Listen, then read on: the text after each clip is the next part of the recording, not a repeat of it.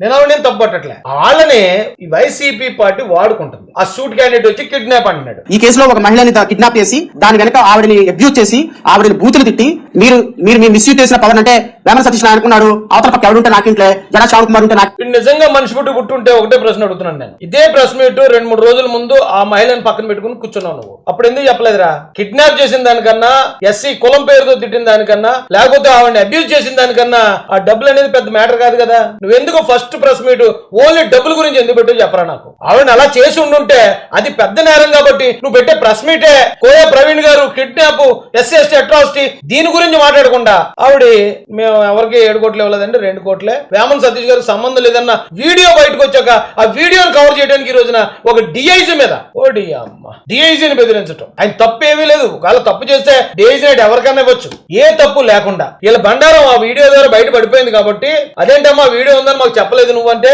ఏమో నాకు తెలియదని ఉంటుంది పాపం వాడు అమాయకురాలు. వీడియో ఎప్పుడైతే వచ్చిందో అమ్మ ఈ వీడియో ఉందని మాకు చెప్పలేదు నువ్వు, ఇప్పుడు ఈ వీడియో కోసం మేము ఒక కథ అల్లాలి అని ఆ వీడియో కోసం అప్పుడు వెళ్ళిన కథ ఇదంతా. ఆ వీడియో ఎలా తీశారంటే వాళ్ళని అరెస్ట్ చేశారు, వాళ్ళని కిడ్నాప్ చేశారు, గన్ పాయింట్ లో బెదిరించారు. అప్పుడు కోయ ప్రవీణ్ గారి సీన్ లోకి వచ్చి ఆయన కూడా బెదిరిస్తే అప్పుడు అని ఆ వీడియో కోసం వెళ్ళిన కథ ఇది. బుర్రను ప్రతి ఒక్కడికి అర్థమైపోద్ది. ఇది బుర్ర గంజాయితో నిండిపోయిన వాళ్ళకి అర్థం కాదు, బుర్ర పేటీఎంతో నిండిపోయిన వాళ్ళకి అది అర్థం కాదు.